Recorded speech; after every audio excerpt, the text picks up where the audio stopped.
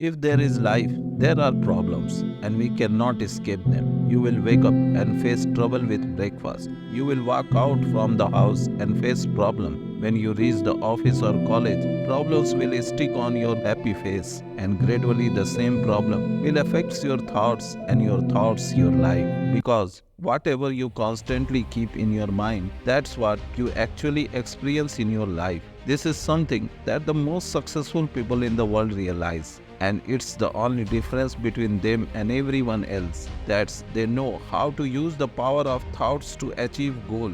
They do not let their problem dominate them. They have learned. Stress primarily comes from not taking action. That's why I am going to share such an interesting but strange story with you. After listening to this, I guarantee that 50% of your problem will get solved on their own. And if you are an overthinker, you will stop it. But the only condition is that you have to watch this video completely. So this is the story of a master magician and great escape artist, Harry Houdini. Houdini had confidence on its talent, claimed that I can break the door of any jail and get out of in an hour if he allowed to enter the cell wearing their own clothes instead of the prisoner clothes. And whenever he was challenged before this, he accepted it and fulfilled it. He miraculously escaped from the jail cell within a few minutes when a very old jail in the British Island heard about Houdini's challenge. So they accepted his challenge. His fame was so great. On the day of the incident, many people gathered outside the jail.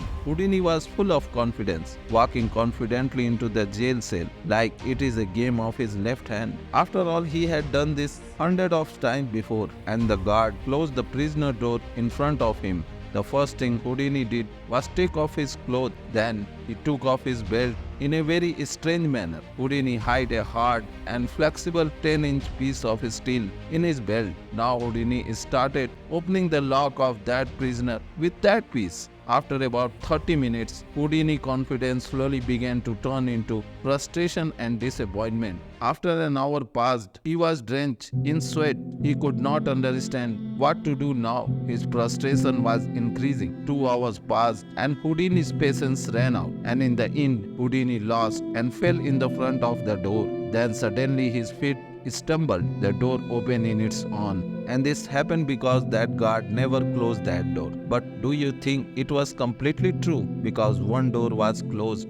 That door was in the Houdini's mind, which was firmly and completely closed. It was locked, like a great locksmith put a lock on it. How many such locks do you think we have locked in our mind, which is not actually closed? Think for yourself. How many times have you overthink?